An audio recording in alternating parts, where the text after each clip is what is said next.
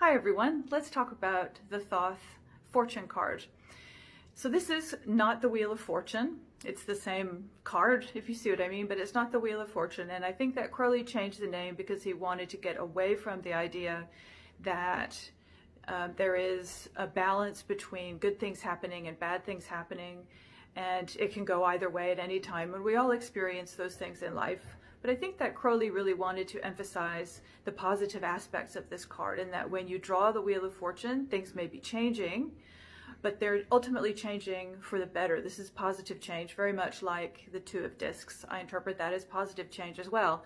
And both of those cards, both the Wheel of Fortune here and the Two of Discs, are associated with Jupiter. The Two of Discs is Jupiter in Capricorn, and this card is ruled by Jupiter. And in fact, on the Tree of Life, it connects to Chesed, the Sephira that is ruled by Jupiter. So you do have this fortune sort of coming down the tree, and Tree of Life, and I imagine it kind of going around the wheel and then continuing on its way into the lower part of the Tree of Life, where you have Netzach and where things become a little bit more earthly. One of the interesting things about this card is if you look at it on the Tree of Life, you see that opposite it is the Hanged Man.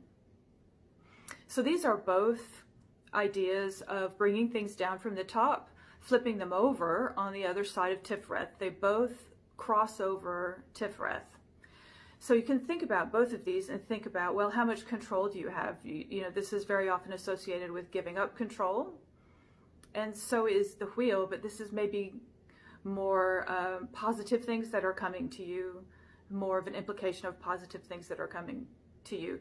Hanged Man is associated with water, the element of water, so diving deep into things. And if you look at older versions of the Hanged Man, or not older versions necessarily, but older stories, older legends about this character, this being Odin, hanging upside down on the Tree of Life, sometimes you see that his head is either submerged in water or it's underground.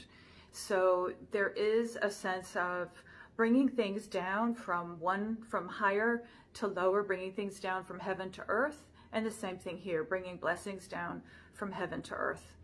If you look at it overall on the Tree of Life, above it, you have the Hierophant, which is also about bringing things down from heaven, bringing down wisdom and teachings from heaven. It's kind of a continuation of the priestess who, she had access to those teachings, but she doesn't bring them to us in the same way that a teacher does, a teacher here on earth.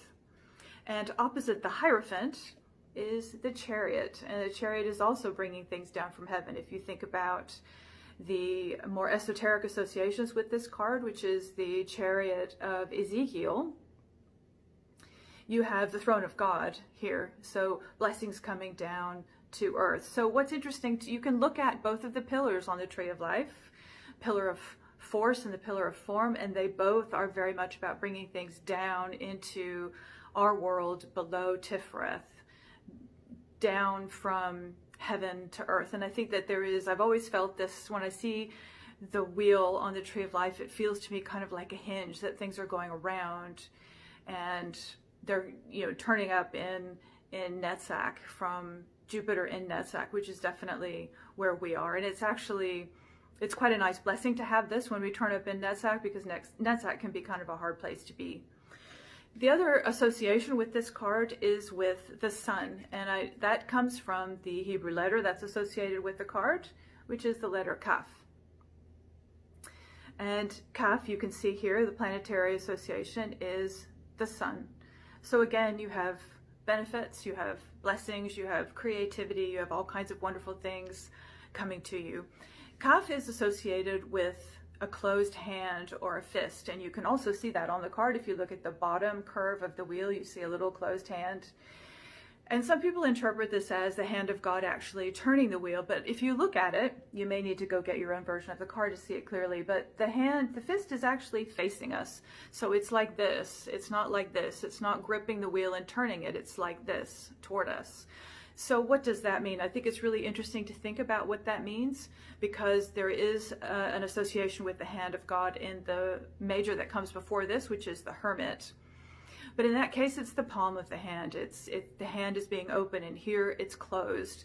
And I don't think that means that you're not being given the blessings of God. I think what it means is maybe God isn't spinning the wheel, is that it's us that is spinning the wheel, bringing us good fortune. Maybe it's something else. It's not necessarily out of our control completely. So I hope that was interesting. Let me know what you think, and I'll see you in the next video.